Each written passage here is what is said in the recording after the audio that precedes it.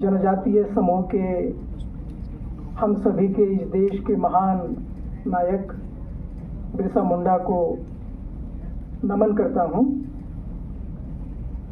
और कल से जिन अलग अलग सत्रों में हम लोग उनके कार्य को, उनके जीवन को याद कर रहे हैं, इस देश में जनजातीय समुदाय, उनका संघर्ष, उनका इतिहास, उनका अस्तित्व क्या रहा है, इसे समझने की कोशिश कर रहे हैं।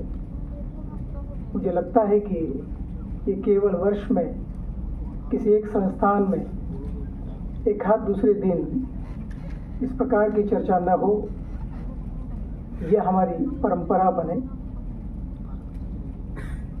इस सत्र में मंचस्थ आदरणीय श्रीधर जी, doctor Dayanand ji, doctor Sanjay ji, doctor Basaveshwar ji, doctor Maitreyi जी और 3 युवा मित्रों ने, जिनमें सुनील, वर्षा और हरि सिंह, बहुत ही उम्दा अपने विचार चंद मिनटों में उन्होंने हमारे सामने रखे।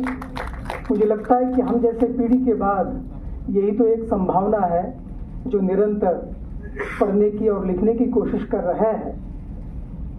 पिछले कुछ समय में इस सभागार में बैठे जो मेरे युवा मित्र हैं, जिन्हें इस सभागार के केंद्रीय स्थान में होना चाहिए था, परंतु वे हाशिए पर जाके बैठे और पिछले कई समय से मोबाइल में उलझे हुए हैं।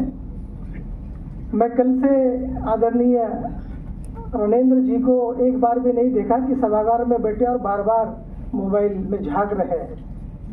तभी तो किताबें बनती है, तभी तो चिंतन विकसित होता है। मित्रों, मोबाइल हम सभी के लिए बहुत ज़रूरी है, लेकिन सभागार का एक अनुशासन होता है। मुझे लगता है कि भविष्य में आप सभी विद्यार्थी प्रतिभा संपन्न हैं, सभागार का अनुशासन भी सीखिए। और जिनकी आयु मात्र 20-25 वर्ष की रही और वे अपना समुदाय, अपने देश की अस्मिता को बचाने के लिए शहीद हो गए,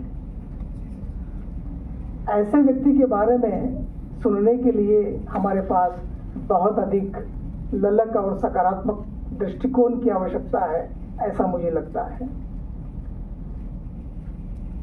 जिन विद्यार्थियों को, जिन शोधार्थियों को या जिन आलेख पाठकों को यहाँ अपना आलेख, शोध आलेख पूर्ण रूप से प्रस्तुत करने का अवसर नहीं मिला, मायूस होने की आवश्यकता नहीं है।